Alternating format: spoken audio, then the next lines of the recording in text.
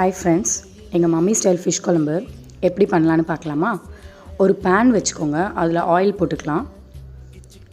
Oil போட்டதுக்கப்புறமா கடுகு வெந்தயம் add பண்ணிக்கலாம்.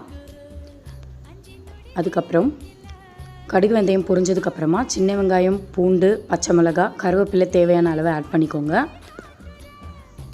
நல்லா சாட்டே பண்ணிக்கலாம்.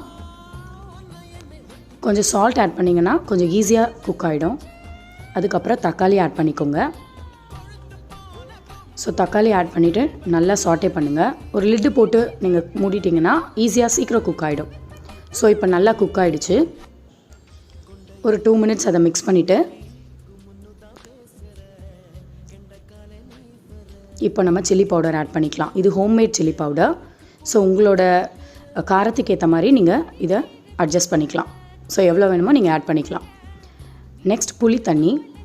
இந்த புளி தண்ணி உங்களோட டேஸ்ட்டுக்கு ஏற்ற மாதிரி தான். ஸோ நாங்கள் நல்லா புளிப்பாக சாப்பிடுவோம். ஸோ உங்களோட புளிப்பு டேஸ்ட்டுக்கு ஏற்ற மாதிரி நீங்கள் ஆட் பண்ணிக்கலாம். ஆட் பண்ணி அட்ஜஸ்ட் பண்ணிக்கோங்க.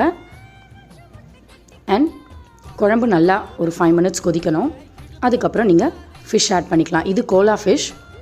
ஸோ ஃபிஷ் ஆட் பண்ணதுக்கப்புறம் ரொம்ப கொதிக்க வைக்கணும் அப்படின்னு அவசியம் இல்லை. ஜஸ்ட் ஒரு 5 மினிட்ஸ் நீங்கள் குக் பண்ணாலே நல்லா குக் ஆகிடும். ஓவர் குக் பண்ணக்கூடாது. ஸோ இப்போ பார்த்தீங்கன்னா நல்லா அழகாக குக் ஆகிடுச்சு. ஸோ கொத்தமல்லி தூவி சர்வ் பண்ணுங்கள். தேங்க்யூ.